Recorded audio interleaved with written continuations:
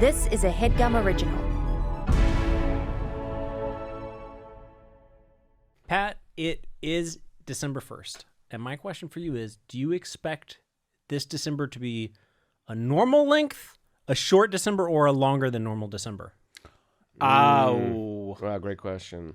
Long December. You think it's gonna be long December? Yeah, It's 2022. We've all been through so much that our distorted notion of what time is, it's out the window. I mean, 2020 was 5 years long. I vehemently disagree.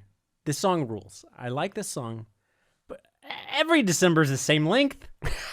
Everyone is 31 days. Yeah, it's not like February. Yeah, it's not like the groundhog isn't coming out and telling you if it's going to be shorter or longer. And February can be 28 days, can be 29 days. December, Yeah, boom. keeps you guessing. It's kind of the most final month because when the month ends, it's not only the end of the month, it's the end of the year. Yeah, sure. Yeah. Yeah, So, and yeah. it's the only month that you could have a chain of numbered construction paper rings that you're cutting one ring off every day, counting down the days to Christmas. Like, even a child knows how many days there are till the 25th of the month. And I will add, no, this is you're onto something here because if Christmas is coming up, really flies. Shopping days, 24 days away. Famously, Christmas shopping days for Christmas wind down very quick. It's like 5 more days till Christmas, 4 more days till Christmas. Get those Black Friday is going to be in a couple of weeks. And I think the notion of December, I think in the popular consciousness is that it actually flies by because of the Christmas shopping conundrum so yeah. I guess, but that said though, I did say it's gonna be a long December. I kind of just meant because of the cultural climate. It just seems like time kind of drags on, unfortunately. I don't want to get political here. But I think we've all been living a long December. You heard it here first. There's either controversial claim. 23 or 24 days to get your shopping done, people, for your loved ones, depending on whether you're willing to go shopping on Christmas Eve or not. We haven't even made it past the title. We're already trying to punch up this song. We haven't even made it into the lyrics. Let's punch it. Punch up the jam, punch it up while you punch up the jam, punch it up, punch it, punch it, punch it, punch up the jam, punch it up, get the party going, punch up the jam, punch it up, punch it. We are back with Pat Cassels. This is Punch Up the Jam, the podcast where every week we listen to one of the greatest hits of all time. We might love it, we might hate it. There might be a combination of feelings about it. And then at the end of the podcast, we're going to play you a better version of the song. We're going to make a better version of the song. Punch it right in the face. Than ever existed before. Thanks for coming on, Pat. Thanks for having me. It's great to be here. Pat Cassels, welcome to the show. Pat is former head writer of College Humor, an entire College of Humor, and he was the head writer of it. Then he went and he wrote on Full Frontal with Samantha Bee. This is an incredible pair of credentials, Pat. We are blessed, truly blessed to have you on the pod. Thanks for being here. No, great to be here, man. I've known you guys a long time. It's great to see you again, post-COVID. What is it that you like or dislike so much about the song Long December, other than the fact that we've arrived at December and now you're just thinking about this song a lot because of the word December? Mm-hmm. What is it that begged you to bring this song to the pod? You know, it's funny. Listening to it now in 2022, I think at the time, I don't think I was in 1990. What was it, 3 or 4 or 5 or something? I couldn't say I was like specifically a Counting Crows fan, but they were so ubiquitous, you kind of just were by osmosis. I think the thing I liked about it the most, and the reason I wanted to talk about it, is I think it's kind of it exists in this sort of subgenre of music that I feel like was never properly defined, but was really big back then, which is kind of like, the only term I can come up with was like sort of soft grunge. Oh, yeah. Well, I mean, I think the term, even at the time, which is very funny, is alternative. Yes. There was the whole category of records in the Sam Goody that was just labeled as alternative rock, meaning, and it became the biggest genre in that like sort of like in between era of like between grunge and pop or whatever, where like alternative was so big that in many areas of the country that's like the biggest section of the record store. Right. So it it's just not, got by funnier and funnier. definition, it's not alternative. Alternative to what? Yeah. But it was alternative to something. Hard rock or the hair metal of the 80s. But I think, or just alternative to top 40. well, but I think alternative rock, and like to your point, it was such a broad genre that I think Counting Crows, I'm trying to think of, like, there was some alternative rock that had a little bit of edge to it.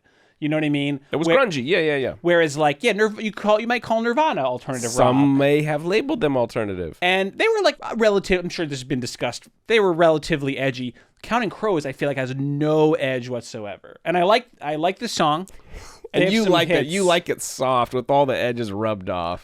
I don't know. I just like that this is it's just a moment in time. So I wound up thinking a lot about about why, like, okay, for example, this song was on this band was on the Shrek 2 soundtrack, Counting Crows. Okay. What song do they have on the Shrek 2 soundtrack? Accidentally in Love. It was nominated for an Oscar, actually. Wow. Yeah. So to be nominated for an Oscar, that means they wrote it for it. originally for Shrek 2.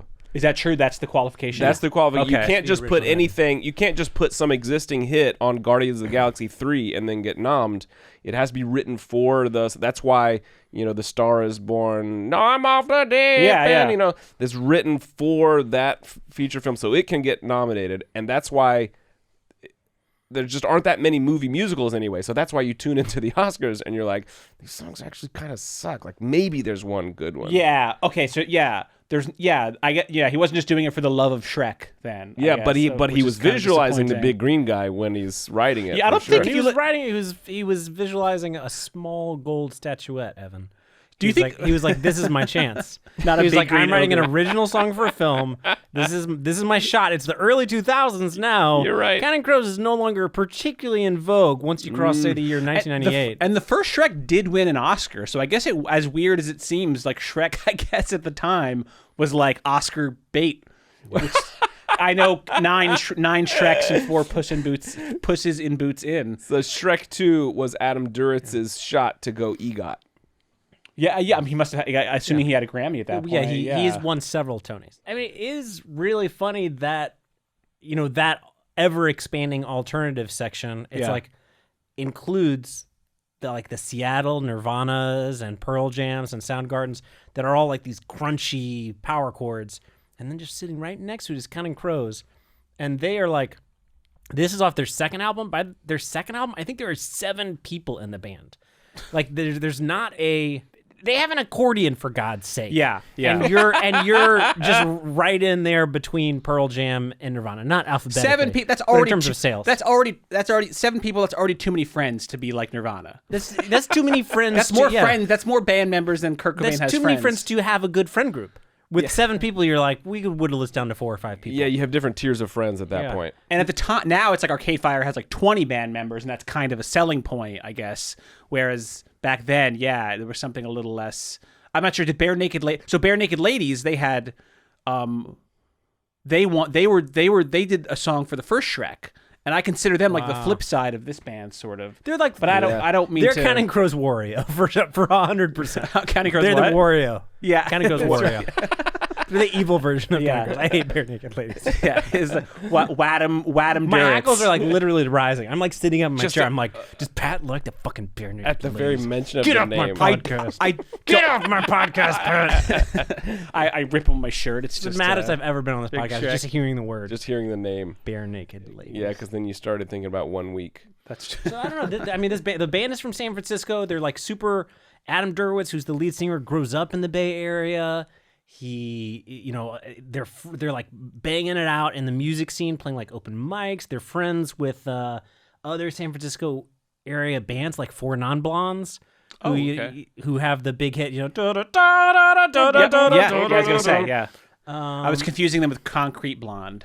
What's going on? Yeah. And they that have song. this like weirdly meteoric rise to fame where they start playing together, and they have like a following locally, and a fan brings his brother or brother-in-law who's a record exec, who basically is like, well, this is really good, and instead of like just like a normal signing, it somehow turns into this crazy bidding war where like all the major labels are bidding for Counting Crows. And did they have Album? an indie album out at the time? Like, I don't how does a think bidding so. war start if But you there's don't have a track record? This huge bidding war. Geffen wins just because they promised the most creative control.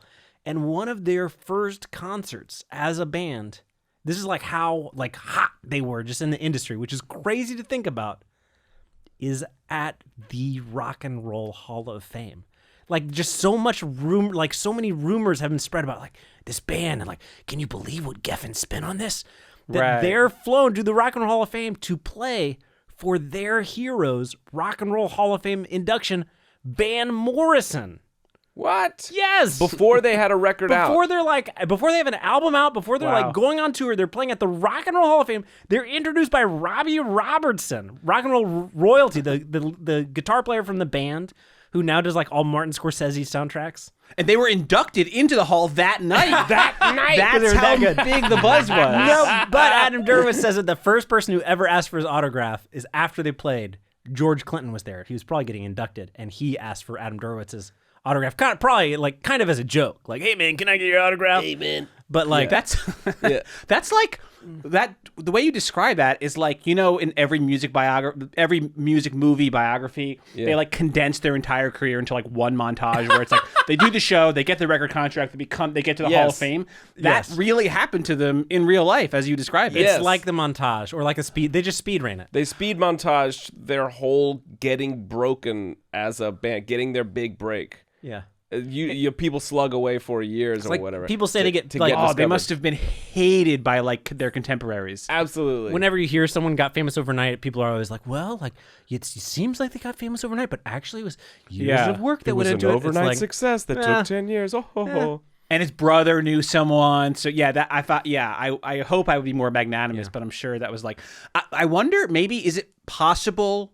This is the early '90s, I take it. This is like Maybe? early to mid 90s, yeah. So Probably like maybe 93. it's like right the sort of grunge thing. Like I don't know what the like D-Day for grunge tipping into the culture was. It was just like perfect timing. Like Nirvana just blew up, and they just were like, we need to find. It's a gold rush, and they were the first post Nirvana gold rush seeker. This is complete speculation. Maybe. It's just so inexplicable. I'm trying to find a reason. Yeah, it's for hard it. to imagine people like connecting the dot from Nirvana to Counting Crows. That's true. Which is so like easy they're both listening. alternative rock, dude. Because they're both alternative. They sound exactly the same.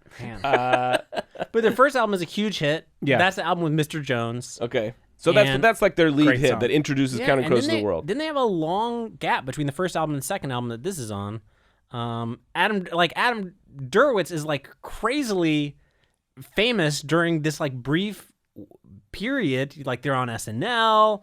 He dates multiple actresses who are on Yeah. the TV show Friends, which is like the most famous thing you can do dated in the world at that Courtney Cox and And Jennifer Aniston. Aniston. I think at the time. I mean, He dated more than one time. friend? You shouldn't be allowed to even prefer Jennifer Aniston and Courtney Cox. You should have to pick a haircut, have to pick a brunette or a blonde. He's just fully dating both of them. didn't really settle on a hair. I mean, the hair. I mean, yes, he did settle on a haircut with gusto, but He did settle on a haircut. no. I mean that I just like the refresh. I completely forgotten about that. I knew he dated Monica, which we'll get into, I'm sure, but we did not. I did not know the Rachel thing. That's like, I mean, I know Friends still has a big cultural footprint, but if you're not like, we're all the same age, right? Like they were probably the two biggest.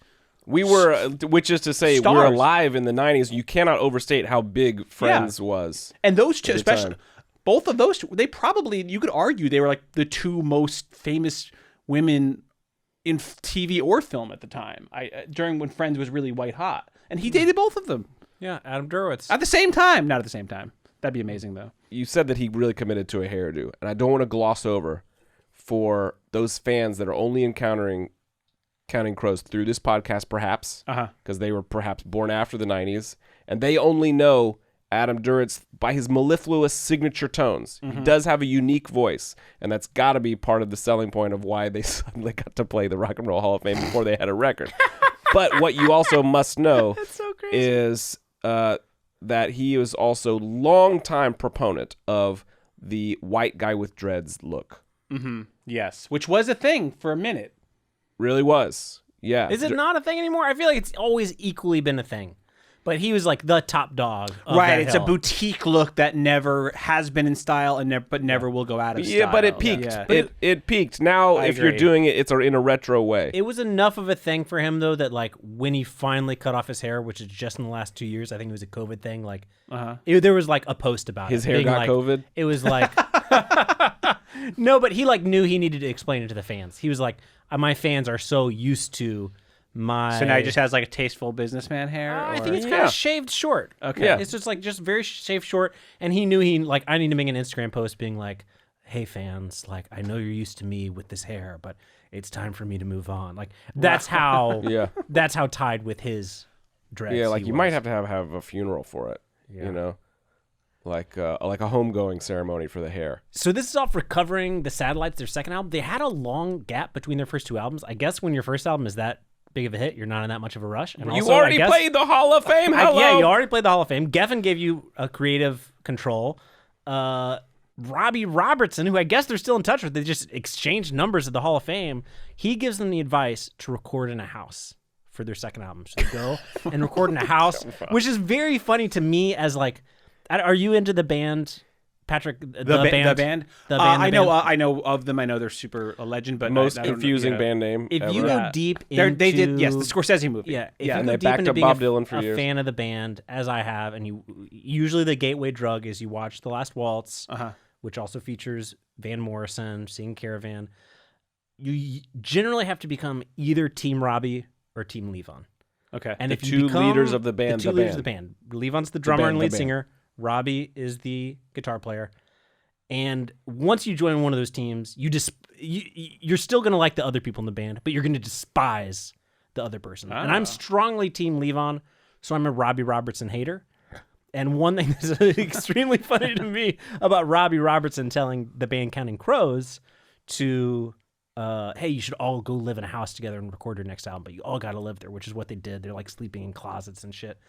Is that famously the band's album, like their breakout album is Music from the Big Pink. And they like all lived in the house together, right? They all lived in the Big Pink in Woodstock together. But actually, Robbie Robertson didn't live in it.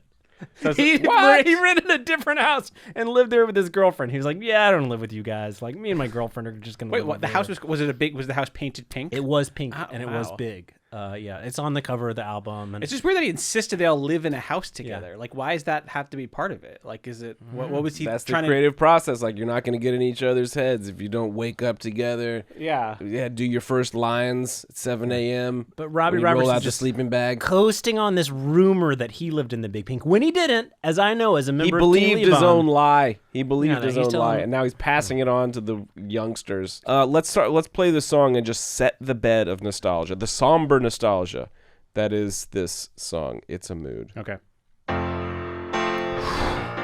Yeah. Right from the drop. And they don't wait to hit you with the accordion either. No. Yeah. Kind of a soft grunge staple. I feel like in a way. A long December, and there's reason to believe maybe this year will The plaintive whine. be better than the last. I can't remember the last thing that you said as you were leaving. Oh, the days go by so fast. Okay, there's almost too much to talk about. There's so much. There's so much in that I mean, 30 seconds. I take like honestly, I'm goofing on him in his hair a little bit. Like you sing that in front of Rachel or Monica, like that's your ace in the hole. yeah, That's- or David Geffen. or that's right. You know, blam. You get signed immediately. I'm renting a house for you. You know, he's whining, he's nearly crying, but he's also got about 25% of a surfer bro when he gets to this year will be better. There's a vowel on the last. Wow. Where he snuck in a surfer there, and each Yeah. one of those things is loaded culturally. Like you felt so much from that. He's crying, but also he's a surfer, Yeah, bro. yeah. He's tender, and he has dreads. And he hasn't even gotten to the LA references Didn't yet. even and he's get to already that. giving you a taste of it. The level that he is emoting, you can make fun of Adam Duritz's voice with 30 years of hindsight, but the amount that he's emoting with his voice is really astonishing to me. And we've talked a lot about like in that alternative section, there's so many people that I feel like are copying each other, whether it's like, it's like we talked a lot about how Scott Stapp is just sounding like Eddie Vedder doing an impression of Eddie Vedder, like even more than Eddie Vedder. And then you go back and listen to who's this singer from Soundgarden? They're like, Chris Cornell. Like, was Eddie Vedder just singing like Chris Cornell? And this is just Adam Duritz is outside of that arena. Like he's living next to an alternative section, original. but I don't prefer his style of singing. This is not for me. This song is for Andrew. you prefer Scott Stapp. This is Evans is a huge Creed fan. Pat. Well, I didn't want to. I didn't. Andrew, so help me. If you accuse me of being a Stapp stan one more time, this song. Your Creed is Creed. Oh God, Pat. Wait, can I just Get off my show, Pat. Let's get into the canyons, guys. And it's one more day up in the canyons. And it's one Just a touch of a lead guitar, nice clean electric. A little arpeggio. One more night in Hollywood. If you think that I could be forgiven, What? What's this about? wish you would. If you think I could be forgiven. Sorry, I had to pause to don't let this one fly by. Evan won't let it get to the na-nas. I'm not going to give you the na-nas. Not going to give me the na-nas. It's the catchy part. I don't want to give Andrew the na-nas yet. And because I don't want to slide by this line that is like morally pivotal. What is happening here? If you think that I could be forgiven, I wish you would. Does that mean this is a breakup song? Is he apologizing for a no-no that he did? It sounds like it, but you're right though that there's no evidence of romance. It's a weird song. Somebody left. Somebody left. Somebody in the first left. verse. I don't think it's about romance, but he said himself it's about a car accident. So why is he? It's like we haven't heard about the car accident in the canon of the song yet. Like we know that maybe as the background based on interviews, right? maybe it's did he get broken up with at a hospital by his, that's a really rude time. Let's just review. What do we know so far? It's a long December, so he's feeling bummed. Yes. Maybe this year will be better than the last. So we've established that things suck. I can't remember. The last thing that you said is you were leaving. Okay, so there's been some kind of coming apart. Oh, Yeah, that was in somebody the left. verse.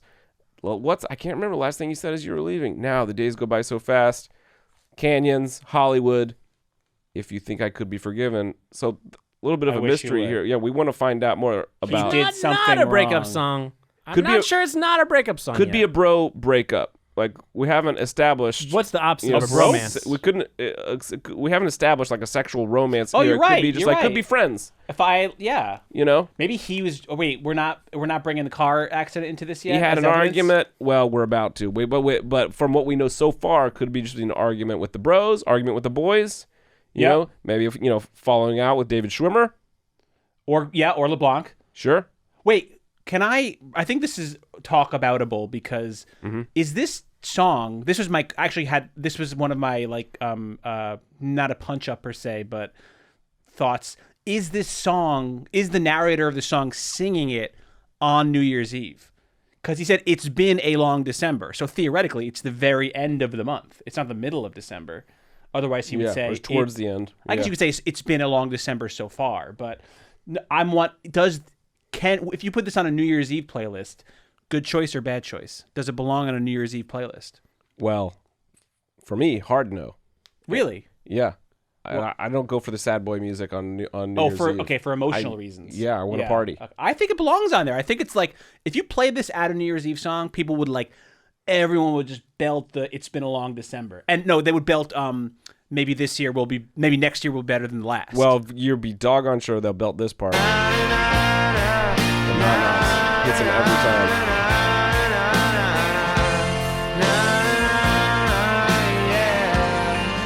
Still a little whiny. Smell of hospitals in winter. Oh my God, what a hospital smell. Feeling that it's all Hospitals smell different in winter oysters. than the summer. They're very climate-controlled environments. The- Hospitals. the They're s- always the same temperature, yeah, summer and winter. good point. Yeah, they probably always smell the same. But you know what? They smell like I could antiseptic. nitpick that line. I could nitpick that line about do hospitals in winter smell different? Sure. But I still think it's a great What's line. the line? It's a great line. Could it be Yeah. the smell of hospitals? Period. in winter, ... There's oysters with no pearls. Well, what's the next Well, Oysters produce their pearls in the summer. It The turns out, guys. substances in hospitals, like what do the hospitals smell like in winter? Exactly the same. Linoleum, antiseptic, and cadavers. But what is your experience of that smell? Very different because you have a sinus infection. You can't smell the hospital in winter. Wow, that bad. So bad you're in the hospital. Maybe there's just more pneumonia. Well, you could be visiting. Oh, I thought you would you could admitted be yourself. visiting. Yeah. Maybe it's a pneumonia situation. There's just But it's a more great pneumonia you're happening in right. the winter, It's a great even if it's nonsense, it's a great nonsense lyric. I can't think of a good example, but music history is full of amazing nonsense Yeah, lyrics. because he's a poet. It sounds it's like what's the Wilco line? It's like assassinating down the avenue. Yeah. Doesn't mean anything. There's definitely a lot more people dying of the flu in winter, so it could smell different On just the- because the volume of patients. on the nonsense scale, this is very low on the nonsense scale. Yeah, no, And for it sure. might not be true, but it doesn't compare to assassinating down the avenue. Yeah, it is weird to go to jump from hospital to oysters. The oyster. Did we Yeah. take Two the things you oyster? should never cross. You Yeah. should never combine. Sorry, I'm hospitals and going Maybe he to ate a run it bad back. oyster. That's why he's in the I'll run it hospital. back a few seconds so you can. It's only figurative oysters, but here you go. That it's all a lot of oysters, but no pearls. I like eating oysters. It's fine. Okay. All at once. Look across a crowded room to see the way that light attaches to a girl. Good line. Okay, we're back to the hook here. Day up in the canyon. Yeah, you notice the way the light reflects off of that perfectly coiffed hairdo. I think this hairdo could really go places. He does fall into the ultimate trap of every songwriter, which is the girl world rhyme. Show me. Oh. No, wait, I take it back. It's pearls. He rhymed it with and pearls. girl, because it's oysters and pearls. So in fact, he avoided the most dangerous trap for any songwriter, rhyming girl with world. You just accidentally complimented Adam Duritz's poetry, for sure. Here, okay, nitpick for me. Yeah. I've heard like the grit in the oyster as a negative thing. If you get a little sand in the oyster, he's disparaging oysters. Oh, totally. Like oysters are a delicacy. Yeah, a delightful food. Oysters Pearls have are had- better, but Oysters have had a real cultural turnaround in the last 30 years. And for me, it all goes back to the ultimate 1990s cultural artifact, which is the film Dick Tracy. What? Yes, what are the that's bad? right. Who's eating oysters in that? When you're introduced to Al Pacino playing the bad guy in Dick Tracy, What's the bad guy's supervillain name? Big Boy. Big Boy. Big boy, Al Pacino. He's just like the very first scene you see him in, he's just slurping down oysters. He's just like, I love oysters. Yeah. And like as a child, I was yeah. like, this is how you know this guy's bad. Yeah, the He symbol eats of oysters. him being an effete, elite, Yeah. bad, a sensualist. Not, after I lived in New York for a long time, that I was like, I can eat this like a normal person without making this noise. Apologies for anyone listening to this podcast. Hopefully, You actually, if you're just listening, you actually just pulled an oyster out of your pocket. yeah, Andrew Andrew just, Alarming. he slurped an oyster to make that sound. it- You can't make that sound with I an don't know. oyster. There was like the crossover of hedonism and also like the crossover of like a pre-sushi America that was like a raw oyster. And I think that's the world that Adam Duritz is living in this song. Yeah, I think it's less like I think he's talking about like a skin diver going through oysters looking for pearls. There's no, this is not these are not culinary oysters, I suppose. Otherwise, I'd be like, this is great. I wouldn't want a pearl in my food oyster. Crack a tooth. You crack a tooth. Yeah. Now, this other Then thing you're in the about hospital. you look across the crowded room to see the way that the light attaches to a girl. I don't love this part because you had a really fucking solid song going about nostalgia that is like using poetry to set a scene. The setting here is incredible, and then all of a sudden you made it about girl boy loves stuff. Right.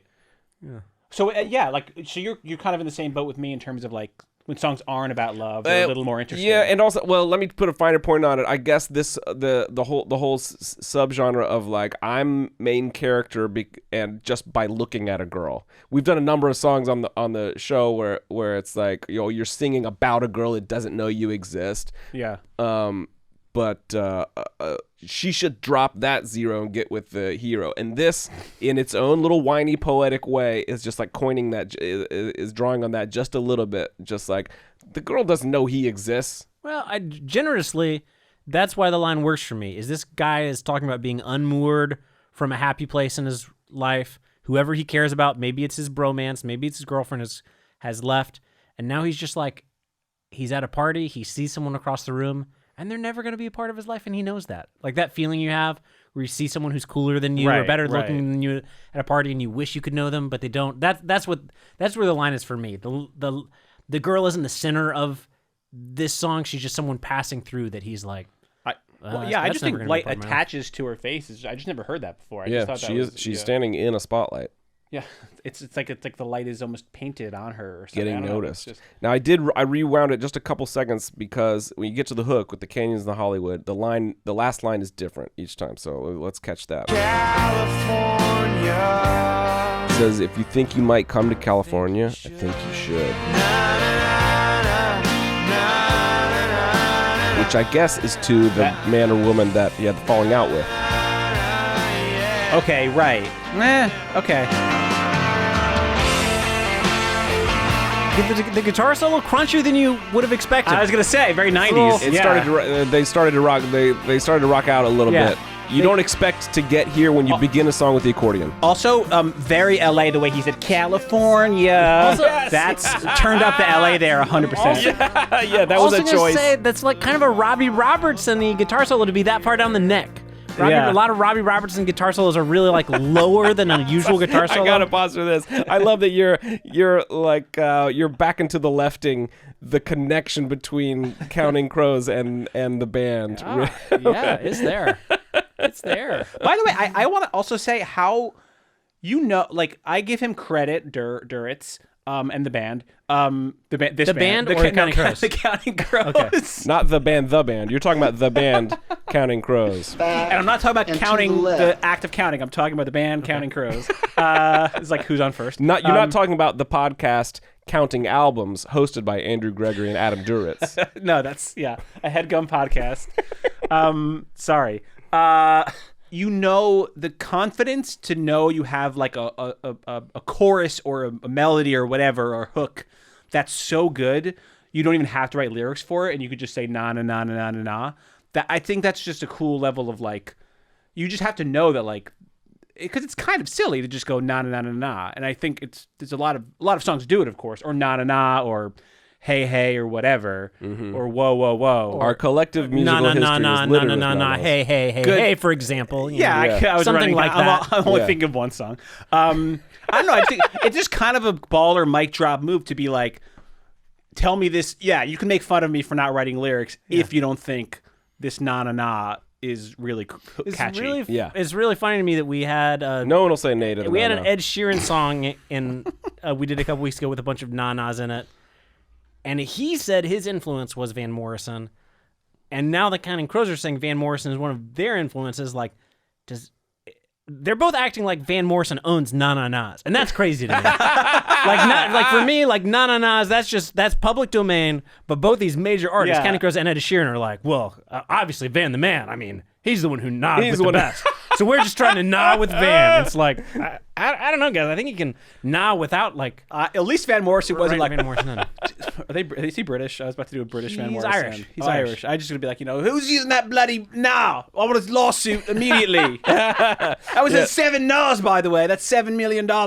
It's more Irish than that, though. I know. I saw someone's out there, Adam Duritz out there, na away. As if I haven't been na-na over here on the Mary Green, Ireland this whole time. I wish you can't just na-na. You stay over there with your doo-wah-ditties. You can doo-wah-ditty all you like, but you can't na-na when the van's still alive. I was just hearing an imaginary tin whistle behind you while you did that, by the way. What? Say he's got sha-la-la-la-la-la. He's sha-la-las all the time with Brown Eyed Girl. He na-nas on Caravan. He's got the ah in his back pocket. Yeah, but Van Morrison even na-naing is post na na na na na na from Wilson Pickett. Wow, you guys have. I'm impressed. It's a very encyclopedic knowledge of. I like just focusing on the Nas too. Forget all the Hays and the woes. Yeah, drop the doo-wah ditties. Stick with the Nas. You're sure our musical history is littered with Nas to say nothing of because Shalaz. also doo-wah ditty dum. That's very like effortful. Like obviously you just thought it'd be fun to make up like a little nonsense. Yeah, they worked on that. They workshopped. Was it doo-wah do or doo-wah ditty? Yeah. Whereas I think the na na nas in this Counting Crow song, he was like.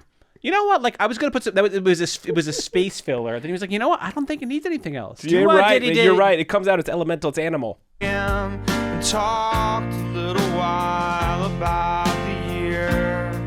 We drove up to Hillside Manor. Again, New Year's there. I guess the Yeah. winter makes you laugh. They're doing the post-mortem on the year.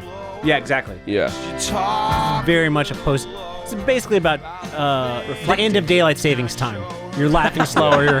Now I'm just gonna have to run it back again for Andrew, who plays the role on this show big time of being the rhyme police, as we just talked about Pearls and Girl versus World. To Duritz's credit, right? Now here in this verse where they drove up to Hillside Manor doing a postmortem in the year, we have the rarely seen, but Andrew loves to see it, triple rhyme, where the winner makes you laugh a little slower, talk a little lower about the things you could not show her. Let's hear it. So she left. She walked. lower about the things you could not That's great. show her, and it's been The one thing I'll say about this song is, you're sleepy in the winter. It's not as fun. Your great uncle has pneumonia, so he's in the hospital. To me, a lot of this song has the vibe of the crappy part of winter that, in my opinion, doesn't take place in December. December, that's all the fun winter stuff. Yeah. You're coming off of the high of Thanksgiving. Yeah. It's kind of like, it's getting dark early, sure, but it's like, it's not a grind yet like it is in March when you're like, it's still dark at 5 o'clock. The first month of any season is fun. It feels new. Yeah. You're looking forward to Christmas. Then, just 1 week later, you've got the second best holiday of the entire year. Who put those two best holidays a week apart from each other? I don't know, but they did. You're talking about New Year's or Hanukkah? Yeah, and New Year's. And then for like 2 or 3 weeks after New Year's, you're still like kind of on a high from New Year's. Hey, well, you have off from school, at least for a few days. For me, it's only in February that the winter really starts to drag and you really get into the talk a little slower, laugh a little lower. So you think zone. this is song from the perspective of February, not January? I think there's too much February. I mean, obviously the song is about a long December, but to me the vibe he's describing is really more of a mid to late February vibe. The emotion of this song is seasonal affective disorder. This is a song about seasonal affective disorder, which doesn't hit in full till January, February, March. December, I'm thinking Santa. I'm thinking getting together with my family. I'm thinking candied yams. Just kidding. I hate candied yams. Never eat them. If he had a bad They're the year, bare naked ladies they're the bare naked ladies of I Thanksgiving. mean, in December, I could be watching Home Alone upwards of 10 times. That's going to put me in a good mood. that's a great December. Yeah. That's December. I'm not exactly as long as you going to want. do that in January or February, watch Home Alone 10 times. No, that'd be weird. No. December, I can do that. Okay, Andrew, it's an interesting complaint that the mood here is so sad. He's really talking about how he had a bummer of a year. He spent a lot of time in hospitals. He broke up with his bro somehow, and that really just happened over the course of the year. I think for me, the bro theory is out the window at this point. What? For me, at this It's about point a in the song, lady? yeah, whatever he didn't show her, something went wrong. I with think the the bro's lady. in the hospital thing. Is the bro in the hospital? I don't mean to Maybe dig up that's the the car wreck hospital. guy. Maybe but that's the yeah. car wreck guy. Maybe he's in the hospital. Listen, hear me out. Makes you laugh a little slower, makes you talk a little lower. Could not get along with Lisa Kudrower. Okay, let's try this last one. and it's been a long December, and there's We're recapping the first verse here. maybe this year will be better than the last. It's good, man. It hits different now. You heard all these details about the Hollywood Hills. Can't remember all the times I tried to tell myself to hold on to these moments as they pass.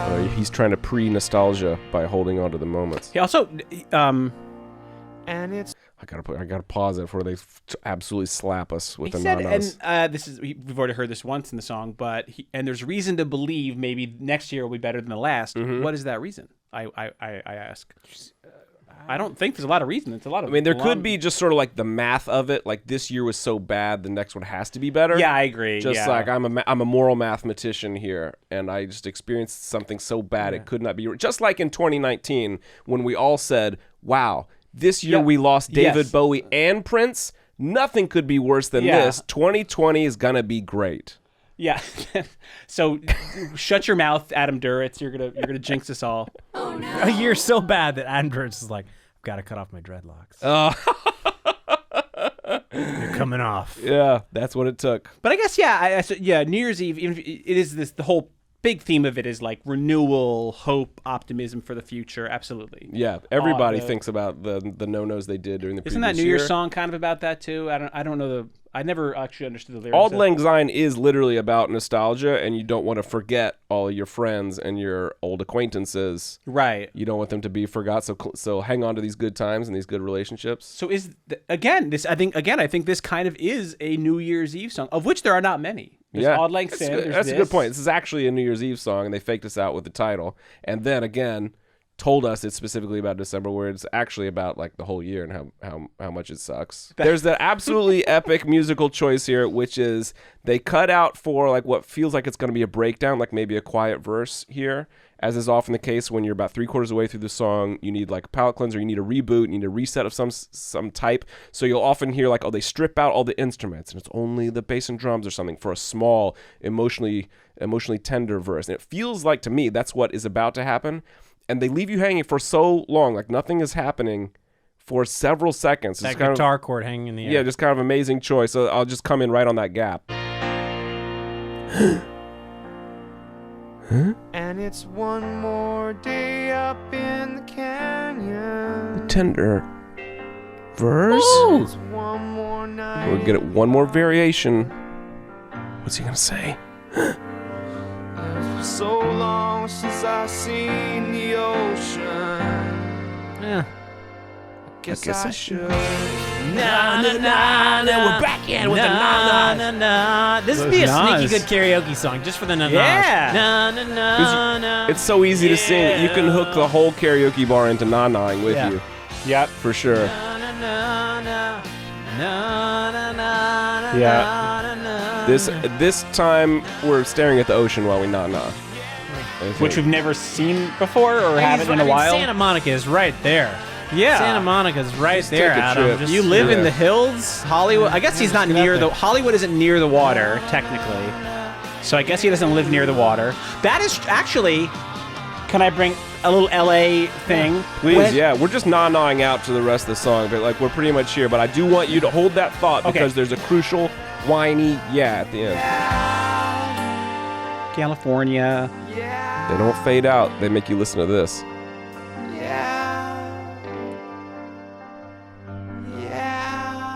always one more than you expect. No matter how many yeahs you're expecting the end of that song, it's always There's one more right now. Yeah.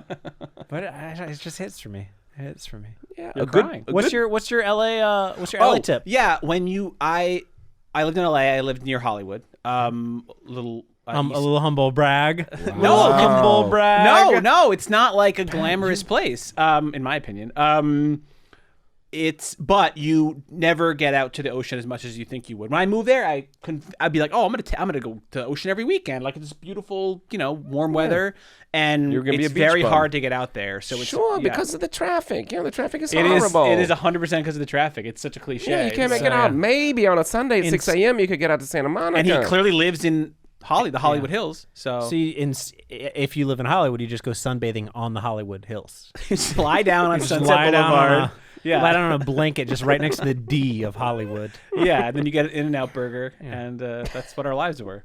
Basically, that's why I left. I couldn't deal with it. That's the hell. No, I'm just giving him some LA cred. I'm trying to figure out. You think some it's of the- acceptable he's not going to the ocean? That it's been a long time since he's seen the ocean. As a New Yorker, I'm like, how long has it been since he's gone out to Malibu? And you're like, Malibu, it's pretty far. Yes, exactly. Yeah. I'm cutting some slack. But yeah, or I listened to this. I had one thought about that. Was it a suicide reference? Because he seems really sad in this. It's extremely. Yeah, he's he's very very, sad. very Is he just- moody. No, I just was wondering. Is he talking about walking into the ocean? Like, is that we're supposed to think about? You do ask the question. I don't think that's what he means. I think he wants to go stare at it and just like be pensive. But at the end of this song, you're definitely Yeah. asking the question: is he okay? Do I need to call the hotline? The hospital is invoked. That kind of puts yeah. mortality front and center. Los Angeles, the ocean, it's more of a thing about like maybe he used to play football at Ohio, but he hurt his knee. Yeah. Now he's in the FBI. He's training to be an undercover agent. Oh, yeah. He's going to the beach Maybe he to try to catch some bank robbers. Right. And he starts surfing. Oh my god. But after he catches the bad guys, he's not surfing as much anymore. He doesn't see the ocean. Yes. That for me is Are you kind of saying- where it's at. Yeah. Are you saying that the plot of Point Break is inspired by I'm saying, both early 90s? Both early 90s? yeah, I'm saying this is a Point Break song. His friend was in this terrible accent, this terrible skydiving. Oh my accent. god.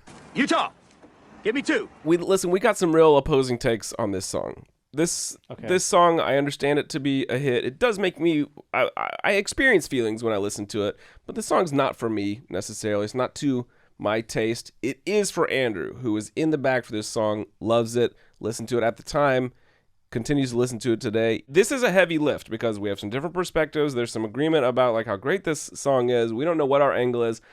We're gonna take a break and come back because we must with a punched up version of this song. Let's punch it.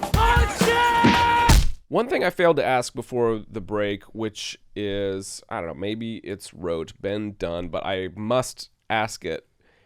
Just in your opinion, how many crows are there? Wow. That's a good question. Has it been answered? Do we know canonically? Counting crows.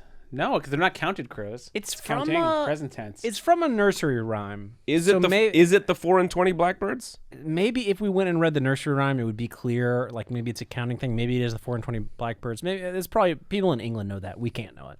Okay. Yeah. It's very macabre in a weird way. It sounds like the title of like a George R. R. Martin novel or something. Yeah, it's like that. you know, you talk about crows, you're getting into some Edgar Allan Poe stuff. Yeah, count the crows. Yeah, count the crows. When the third crow is counted, the seal is broken. As you walk you down to the cemetery. What? Count the Yeah, crows. that's bad. That's Yeah. bad when the seal's broken. I mean, it's a good question for Duritz. How many crows? Sure. Yeah. I'm sure he's been asked by some really saucy, uncles at the family reunion that think they're being hilarious. Right. Old Jim Duritz, his unemployed uncle. Yeah, Uncle Jim. David Geffen asked him at the first interview, guaranteed. Now, Andrew, can you introduce this punch up? Well, I ended up working on this punch up, and the main thing I thought about, Pat really talked about, is this a beginning? I mean, today's December 1st, but is this really a beginning of December song? Is this really a December 31st rolling over into the New Year's song? I posited that really the energy of the song is more like end of February, beginning of March, when you're like, good God, when will this be over? And when will daylight savings time begin again? Yeah. Yeah, it's that dark period between MLK Day and St. Patrick. So I thought about taking it like darker, like what's a long February? But of course, long February, that doesn't make any sense. That's not sequitur because there's only 28 days in February. It's the shortest month. Sure. So here's a copy of the lyrics for you, Pat. I decided to lean into the energy of December that I truly know and love. Evan? Already great. The tempo! Up a couple clicks. Just a few clicks. So fast. A long December full of family and cheers. Somehow this year will be better than the last. This is not a Duritz impression, but I love it. Up a tree so tall, it's top brush I don't know what you're talking about. ceiling. The holiday season's always such a blast. And it's one more night of Advent candles. And it's one more night of lighting up the tree. I heard you may not come home for Christmas, but remember how we sing fa la la la fa la la la la. Oh, there's one syllable that works on Christmas. Yeah. Van Morrison is the Nas, but I've got the Fallas. I like how you passed out the lyrics like just these incredibly dense, enigmatic things. The 7 fish. The way Mom makes it. Oh, kept the oysters. I like that. Yeah. Gotta keep the question. Yeah, but no, they're in the Feast of the Seven Fish. Smell of Christmas Eve. Yeah. And it's one more night of Nog and carols. And watching Home Alone and Love Actually. That's a good time. I heard you may not come home for Christmas, but just remember how we'll sing fa la la la fa la Andrew. la la la la. Andrew, you're killing it because it has the nostalgia feels. Has the nostalgia and the happy. That's sad. There we go. You deleted the guitar and put in the glockenspiel. in my bed was up way past 2 a.m. waiting for Oh, it's a kid's point of view. all the reindeer. Well, or a kid at heart, Pat. But they don't land until you breathe a little slower. Dream of sugar plums, let your lids droop a little lower. A long December full of family and cheer. Somehow this year will be better than the last. Same line, I felt different it. vibe. Different vibe. Tree so tall it star brushes the ceiling. The holiday season's always such a blast. And Oh, the it's breakdown. one more night waiting for Santa. And it's one more night snuggling with your family. I heard you may not come home for Christmas, but just remember how we'll sing fa la la la, fa la la la la la la, fa la la la, yeah. Oh yeah, is that a xylophone? Fa la la la, fa la la la la la la la. Fa la la la, yeah.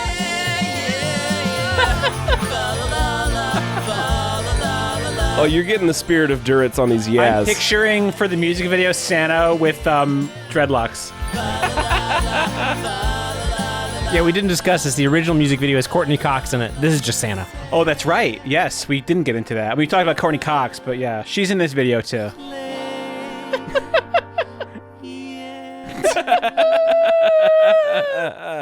Now, Oh, wow.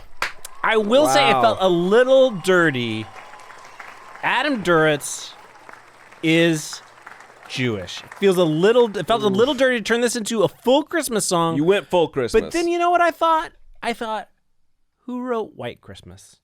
Who wrote all of the great Christmas anthems wow. of the 20th century? Yeah. There's a lot of New York Jewish songwriters who were writing those hits. A Yeah, I think- litany of great Jewish So I songwriters. think Duritz would be happy to be in there right next to Irving Berlin writing. He a wants Christmas to hit. be the heir apparent to Van Morrison, but he could be the heir to Irving Berlin.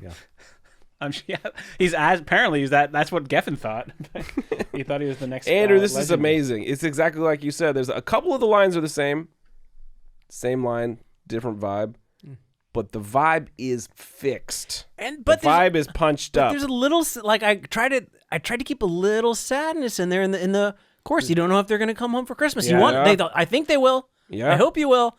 But there's that nostalgic vibe. It's still there. The While you're eating the poignancy. Feast of the Seven Fish. And there's Poignancy something lingers. about I don't know, the chord of it or something. There is like a melancholy to it that you can't escape, even with there's a whimsy to it. I couldn't have said it better than myself. The chord of it. Yeah. The chord of it has a melancholy. Same chords, just sped up it's about true. 80%. Yeah. Same chords. I was talking about kind of recently how long it's been since there's been like a canonical Christmas song. I think maybe the most recent one is All I Want for Mariah Christmas Carey, by yeah. Mariah Carey. And that's what, 20 years ago now? Probably more. 30. 30 years ago. So we're overdue.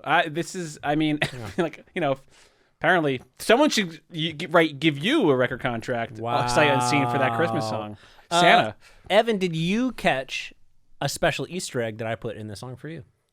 For me, Yeah. Beside that, we got a tall tree. Our family used to always get we used to get the 9-10 footers. It has to do with the Glockenspiel solo. If you go back and listen to the Glockenspiel Oh my solo. God! Okay, I'm dialing back the punch up, and we go back to the Glockenspiel It's a solo. little Easter egg Oh no! for for deep fans of the podcast, and maybe Evan. But I think even though this is an Easter egg specifically for Evan, I think it might have blown right it over might his be head. so deep I don't even It's get so it. deep, Evan Let me doesn't just get it. play it. Playing the Glockenspiel solo. Running This it would back. be like if Evan played a quote from Point Break to me and I didn't get it. Yeah, which could have. Yeah, I have done. I have would played happen, Busey for you. Okay, so we're running it back. back and to the left.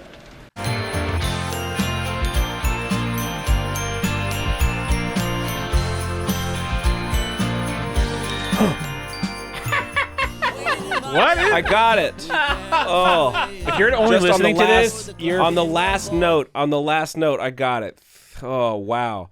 Only because you alerted me. I was sure you weren't going to get it, and then I was going to offer to give you $5 for it if you got it, knowing you weren't going to get it. But now it's clear you're It going to hit get me like the I'm great not going to queue up realization. this segment. Yeah. Okay, what Andrew did is he put in the Glockenspiel solo, the melody of the very first song I ever picked as host of this show last year as my first walk-in song which was a Christmas episode when we started last December, and I picked a Herb Alpert song called The Bell That Couldn't Jingle. A song so unknown that you played it for Weird Al Yankovic, and Weird Al was like, I've never heard that song before.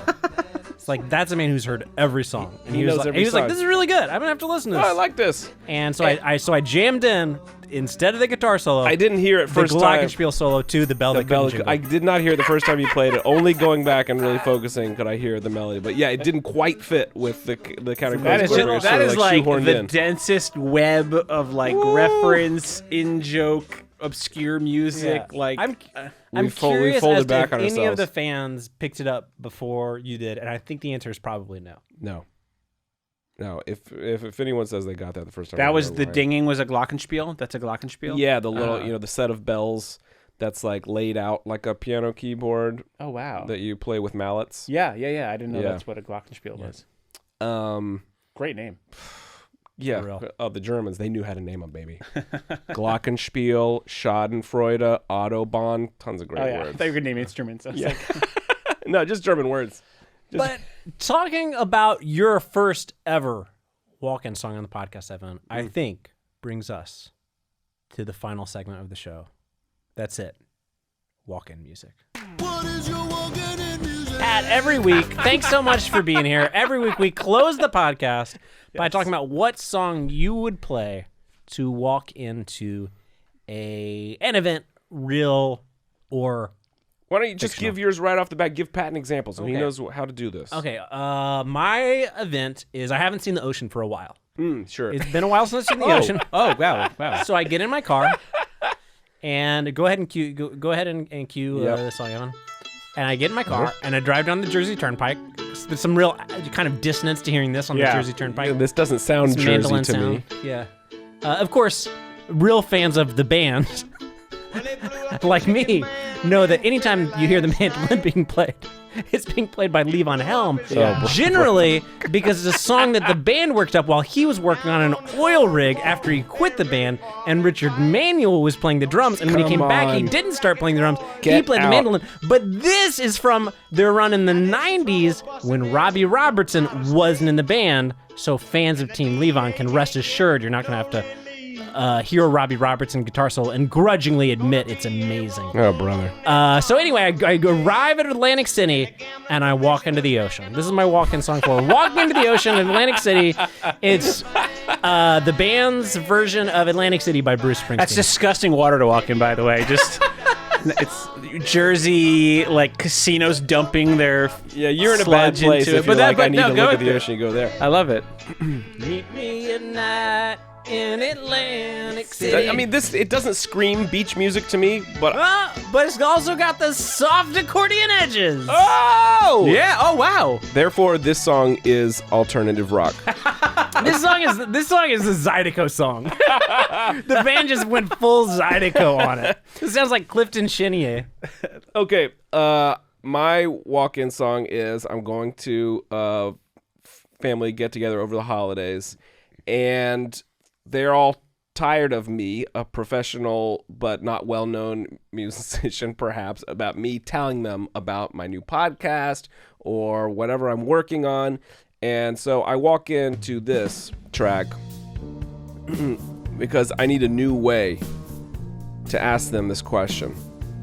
I need a new way. Have you got my latest record project? You got my Have you got my latest record What is this? project? This is a real release, very recent, from Rock and Roll Hall of Famer and all-time great and sadly declined Van Morrison. No. This is a real record put out by Van Morrison called Latest Record Project, in which he sings over and over, just publicly broadcasting his mental decline. Have you got my latest record project? It made you get his latest record project. You got it. You're listening to it. I think he might even claim that I haven't. I streamed it, I've ripped it, but did I buy it? Did I go down to the FYE, to the alternative rock section, and buy a hard copy, a printed album of his latest record project. I did not. Do people call is that an industry thing? Record project? No! No one calls it a record project. Maybe in Ireland. It's a record or it's a recording project. They're the Nas. Look at They're this. the Nas. Oh, does he have Nas? He's got the Nas. Yeah. Oh man, I The went. Nas through are back. Wow. I went through I wouldn't say this phase is over, but there was a 2 or 3 year window where I bought a bunch of really expensive concert tickets to see some of my idols. Mm-hmm. I saw Paul McCartney live, jaw on the floor, amazing show. Yeah. Spent so much money for those tickets, and I walked away being like, should have paid more. Drove to Philadelphia, saw Stevie Wonder play my favorite Stevie Wonder album front to back, amazing, one of the best shows of my life. Third show in that run, Van Morrison. I was kind of like, not doing so great. Not so great, huh? I shouldn't have. Well, he didn't have this song He yet. didn't have though. this song They out. were the cheapest tickets. He didn't perform this song. and it was the worst show. But I did a similar thing. You checked them off, though. You know, I did the same thing after Bowie and Prince died because I was like, oh, I got a seat. You went to see them dead? You went to see them dead? No. When they passed away, I realized that I missed my opportunity to ever see them perform. Yes, yeah, So I you kind of missed made it. it a point to, like, I saw Paul McCartney after that myself. Yeah. It was incredible. It was incredible. And yeah. I saw I even went and saw Ringo, who was not as incredible, but I was like, I got to see all the living Beatles if I can. You gotta see The him. funniest thing about seeing Van Morrison live is for the first 3 songs, I swear to God, the man played the saxophone and did not sing a word. I got He was out his own my opener. ticket. I got out my ticket to see if there was fine print. Like Van Morrison plays the saxophone. Playing his own He also, I original heard sax. this concert also, I was there as well. He said nobody there had to wear masks, but it was 2018, which is kind of weird. Like, he was already yelling about that. We were No, like, but dude, it's not even an issue yet. Like, what do you know that we don't? And it's weird. It really did solve a mystery to me, though, which is why are there so many mediocre saxophone solos on Van Morrison records? I'd always kind of wondered that. Like, I guess he has a friend or something that's like kind of an okay saxophone player. No. It is Van It's Morrison. actually him. Playing all the mediocre saxophone solos. on his Anyway, album. I really just wanted an excuse to play Oh, you this man. utterly insane track called "Latest Record Project" I by love that Van there were Morrison. Nas Same guy on doing "Brown Eyed Girl." 50 years later, he's doing this, and I'm nuts that this song exists. It's just amazing that this could exist in the world. Anyway, I'm passing the conch to you, Pat. Did you bring anything for your walk-in music today? I did, yes. And I think it connects to the song we listened to in that there's apparently some love involved. I think we kind of decoded some romance and some will they, won't they. We ruined the song for you. Yeah. You were like, finally, a song that's not about love. I know. And now we pulled it out. It's in there. So this is I'm gonna get a little romantic, much like Adam Duritz, I guess, and his 2 beautiful girlfriends, Courtney Cox and Jennifer Aniston. I'm not married. Okay. But Wow, breaking some news here on this gossip podcast. But I would love to have one of these very cool weddings with all my friends there and all my family. And my favorite part of weddings is when the bride and groom do their first dance. Mm-hmm. But in this fantasy, we actually sing a duet together. Hell yeah! Wow. So everyone's there. It's a very cool yeah. wedding. I I love don't know. this. I don't know where it is, but wherever your dream cool wedding is, it's there. I don't Hollywood know, Hills, quite frankly, like coolest weddings probably. at Hollywood Hills, yeah. Right next to the D. Hollywood Hills, or up in the canyons. Yeah. Everyone's gathered around the rim of the canyon. We come out to the dance floor, and this song. Don't even dance. You can play it. We break into this duet. Yes. This is, of course, Islands in the Stream by Dolly Parton and Kenny Rogers. It's a really, really. I just think it's a really sweet duet. I've done this at karaoke with a coworker before. Hall of Fame karaoke song. Hall of Fame karaoke song. It's good because it's a duet, but it's a very simple duet to do. Yeah. Very singable. I mean, if you were at a wedding and the bride and groom did this, And game sang it over. to each other. Yeah. Yeah, you lose your mind. Oh, I'd lose my mind. I would leap out of my seat in order to gin the other wedding guests up into a frenzy to do an improv game where we are all the stream going past the 2 islands of the bride and groom. We would invent a new wedding dance in the moment. You know what's nice about it too? It's a love song. I know I've railed against love songs, but what I like about this one though, it is like not. it's a love song where both people are just like, we're together and we like each other and we're equals. Whereas I think most love songs, there's like, I love you, but you don't love me. I love you, but we broke up. I miss you, you love her, or whatever. This is just a nice, happy, even just a happy normal love song. You There's can ask no yourself, like, does the other person really like that this song is being sung? And this song is very clear. There's this song shouldn't work dramatically because there's no conflict in it. It's like this and Walking on Sunshine are just like the two least conflict songs ever. But it's just, Kenny, I love both of these artists. She just played at the Rock and Roll Hall of Fame. She was just inducted, actually. Yeah, she should be inducted into every Hall of Fame. There was a weird, I don't know if you track this. She was accepted into the Hall of Fame earlier this year. And then she said, just kind of for some reason, she was like, you know what, like, I feel like other people deserve it more than me. Kind of weird opinion, but, I guess kind of humble. Good for her. Yeah, I don't know if you get to opt out, really. She was just like, I'm not a rocker. You don't. They said, we're going to put you in anyway. Wow. It's weird. Oh, wow. But then she eventually just said, fine, whatever. Yeah. Yeah. And this song is sampled by the Fugees, or one of the Fugees, Praz or something. Really? By... Oh, I never put that That's together. an Islands in the Stream hook. No. Ghetto Superstar. Ghetto Superstar. Yes, So she could from be... the movie Bulworth. From Bulworth. Great flick, so Dolly Parton could also go in the Hip Hop Hall of Fame, is all I'm saying. My God. Are you familiar with who wrote Islands in the Stream, Pat? Maybe you are, but maybe you're not. It is not Kenny Rogers or Dolly. I assumed it was Kenny Rogers. Irving when Berlin? I found this fact out probably 5 years ago, and it totally made me reimagine this group and made me a fan of this group when I dove into them. A group that was like widely hated in my youth, and now I'm a huge fan, and I'm like, I could have spent my whole life enjoying this group. Yes. Islands in the Stream? This song is by the fucking Bee Gees. Wow. The Bee Gees wrote Islands in the Amazing. Stream. Yes. And like once you hear it, you're like, of course that's a Bee Gees song. It sounds like a Bee Gees song. Yep. But when I went, I don't know, like they were kind of a punchline in the 80s and 90s.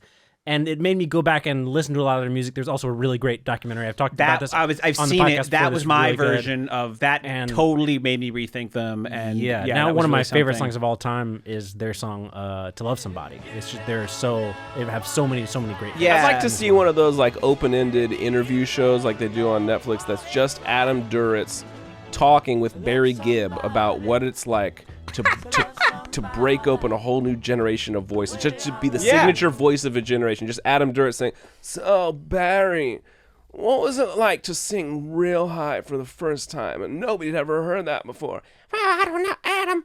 What was it like for you to whine in that California surfer boy style? It must have been so hard. No one would give you a chance." What's the newest? This is a very undercooked bit. I just thought of this, but I would like to see that interview. No, I think, what's the new voice of today? No, I'm not. I wasn't even disrespecting the bit. I think I actually genuinely think a voice-based inquiry. Yeah, what's like? Okay, so if Barry Gibbs was the voice of the '70s, let's just say, broadly speaking. Yeah.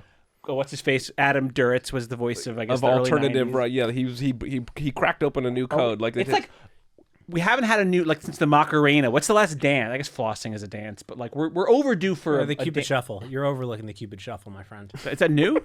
Oh yeah, the Cupid Shuffle. Well, the Cupid Shuffle is at least a post Macarena dance, I think. Okay, I'm not familiar with it. Guys, we gotta get out of this gosh darn episode, and I don't know how to do it because there's too much good stuff to talk about. I know. I'm sorry. I want to stand a rabbit hole of it. I'm just saying, maybe in the comments or something. Like, I'm hijacking it. I'm sorry. I want to know the new. We're gonna have to pitch it. We're gonna have to pitch it to the audience. Get up in our DM. Get it. Not even in the DMs. Get in the public mentions. And we don't mean voice in the sort of in the sort of broad, like, what? Yeah, point of view. Who's the style. 2022 Duritz? What are we asking them to put in the comments? I can't even tell what you guys are talking about. What singer, girl or boy, has the brand new sound? Like at that time in the early 90s when Duritz drops, no one had heard it before. Literal, like tone and timbre, and the style of voice, not like style. I'm just gonna say Billie Eilish. That's what I'm gonna say. Maybe you're right. That's a candidate. Close. Yeah, close. She's definitely That's my answer. Got a new something. I like that. Yeah. Pat, it's been the ultimate treat to have you here. Thank you. And chat about this absolutely crucial song. I think we can confidently say that it's very punched up. And I demand that you all go download this song and get it on your holiday playlist. Sneak it in to the family playlist that goes, you get to the end of the playlist so many times when you're spinning this thing up and you're home for the holidays, right? Get some new songs on there and make sure this song is on it by joining our Patreon at patreon.com/Duritz. Gregory Brothers, the only place you can get these punch-ups. You could not play the original Long December for your family while you're around the fire. This one you can. This one you it's can. It's fast enough. There are jingle bells. Yeah. We didn't talk about that, but there's jingle bells through the whole song. There's twice as many jingle bells on the chorus, like on a real Christmas song, because Wow. this is a real Christmas song. Put it on around the fire. Pat, what is the best place for people to follow you online? At Pat Cassels on Instagram, and then patcassels.com. I post new Oh, stuff love on it. there. I love a good comedian website. Yeah, Yeah. it's a lot of topical bits. I'm really making the boundaries. Just Linktree, man. Yeah, contact form, a for them. link tree. Hell yeah. Contact form I never use. Well, I'm going to your website immediately. Thank you. And everyone else, fan of the pod, you guys are in for a long December. The jam, punch it up while your feet punch up the jam, punch it up, punch it, punch it, punch it, punch up the jam, punch it up, get the party going, punch up the jam, punch it up, punch it. You've been listening to Punch Up the Jam. That was a Headgum original.